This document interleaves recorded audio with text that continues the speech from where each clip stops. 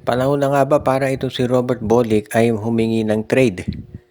Kaya ng inaasahan ng karamihan, nanalo ang San Miguel kontra dito sa NLEX Road Warriors at ang makakaharap nila sa semis ay yung mananalo dito sa match-up ng Converge at ng Barangay Ginebra.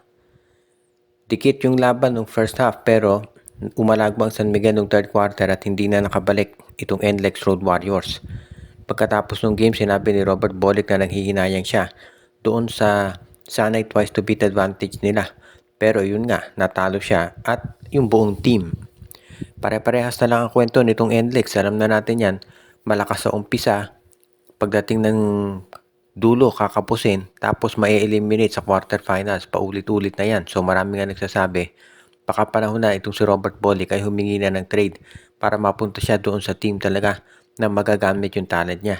Maraming nanghihinayang at sinasabi nila parang nasasayang lang yung talent nitong si Robert Bolick dahil hindi naman ito nagagamit ng husto. Ibig sabihin, nakaka-score nga siya ng 30 pero hindi naman nakakaabot ng finals at sayang yan para sa player na katulad ni Robert Bolick.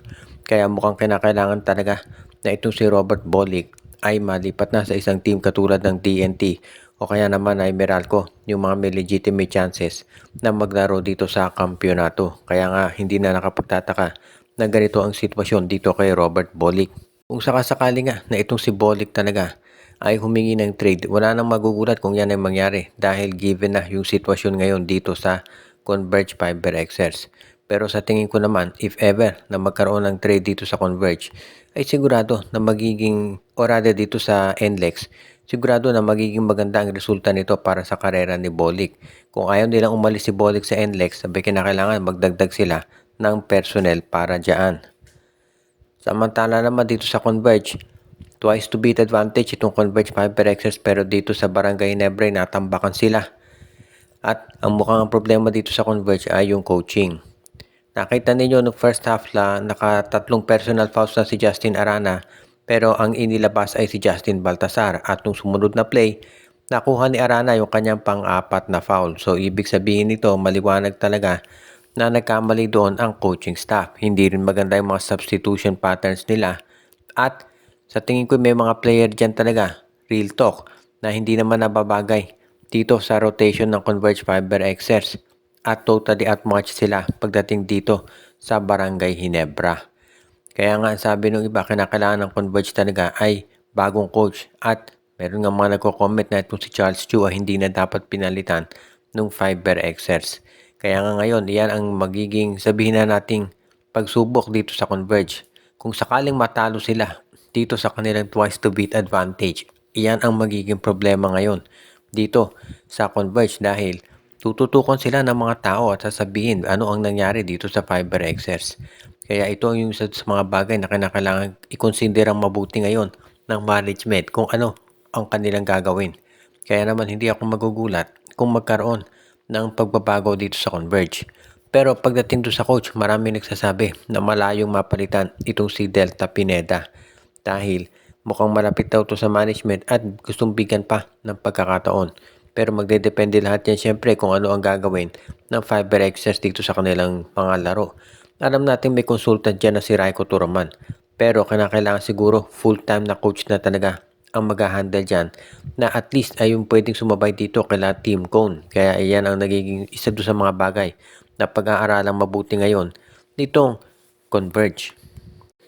Samantala naman itong San Miguel Beer maganda yung kinalaligan nila at nagpe-prepare na lang sila. Depende kung sino makakalaban itong Ginebra or Converge. Doon sa nilaro ng Converge kagabi mukhang malalaglag ito at baka nga Ginebra makaharap nito. At kapag nagkataon maganda yung matchup ng San Miguel at Ginebra dito sa semis. Alam natin lahat na isa yun doon sa inaabangan ng marami dahil syempre yan yung dalawang powerhouse team sa PBA at talaga yung inaabangan ng marami na magkakaroon ng matinding labanan. Kaya nga asahan natin na isa to sa maaabangan ng mga tao na pwedeng mangyari. Yung pagtatapat nitong San Miguel at nitong Barangay Ginebra. If ever mangyari yan, sa tingin ko magiging isa to sa mga highlights dito sa playoffs. Dahil alam natin na nung huling naglaban itong San Miguel at Ginebra sa playoffs, umabot yan ng 7 games kung saan nanaig ang San Miguel Beer. Kaya nga ngayon sigurado na gustong makabawi dyan ng Ginebra Pero bago yan mangyari, kinakailangan syempre na talunin muna ng Hinebra itong Converge Fiber Xers. At twice to beat advantage yung Converge, nanalo na Hinebra kagabi. So sa susunod, mapipilitan magkakaroon ng winner take all.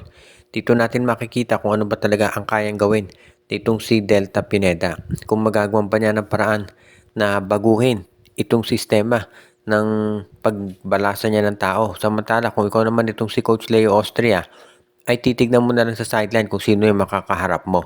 Ang importante dito para sa San Miguel Beermen ay nakakapagpahinga ngayon yung mga players nila at makikita nila kung ano yung nilaro at yung sistema na ginagamit nitong si Coach Tim Cone at Delta Pineda, at magagamit nila yan para kung sino man ang makakaharap nila dito sa serye. At yan yung nakikita natin na magiging advantage talaga ditong San Miguel kontra dito sa Hinebra at Converge, regardless kung sino man yung makakaharap nila dyan sa playoffs.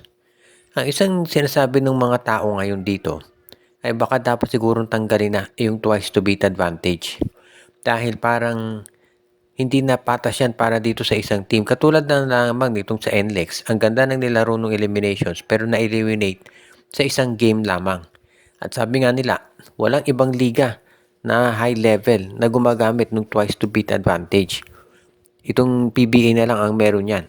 Sabi nga nila, hindi na yan nababagay dahil syempre, kung ikaw naman yung number 1 seed o kaya number 2, ang pinaka-benefit na nga, yung bonus mo, ang makakaharap mo na nga ay yung lower seed. Pagkatapos bibigyan ka pa ng twice to beat advantage. Kaya nga sinasabi nila, yan ang nagiging problema talaga ngayon. Dapat siguro tanggalin na. Nga sa ngayon, ito ang magiging, sabihin nating dapat gawin ng PBA dahil para at least yung mga lower seeds bigyan ng tsansa na magkaroon ng upset para maging mas exciting na yung laban. Dahil syempre alam naman natin yung number 1 seed lamang na nga yan pagdating dito sa performance, kaya nga sila nag number 1, at yung number 8 nag-i-struggle na nga kaya nga sila nag number 8. Pero kung bibigyan mo pa ng twice to beat advantage yung number 1, ay lalo syempre magiging dihado yung number 8 seed. Kaya nga yan ang nagiging problema ngayon. Tignan natin kung tatanggalin ng PBA itong twice to beat advantage, pero sa ngayon mukhang mananatili pa dyan. Merong mga tournament na hindi na ito ginagamit ng PBA at siguro dapat nga ay hindi na talaga nila gamitin yan. Pero tignan natin kung ano ang magiging desisyon ng PBA sa bandang huli. Kung gagamitin pa ba talaga nila itong twice to beat o hindi na. At any rate, mukhang kinakailangan na ng pagbabago dito sa sistema ng PBA para ma-assure na kahit pa paano magkaroon naman ng fair play pagdating dito sa pagbabalance ng playoffs para at least yung mga lower seeded teams may magkaroon naman lang ng chance against dito sa mga top seeded na makakaharap nila. Binabati natin yung ating mga taga-subaybay na sila Joshua Giray, Espejo at Rosales family, si Malyari Mascareñas, si Monte Guzman, si Anthony Alon, si Michael D, si Katsakino Ducusin, Jonel Alagon, si Dexter Domer, pati na rin si Ronald Berbosidad, si Ireneo Salangsang at ang iba pa.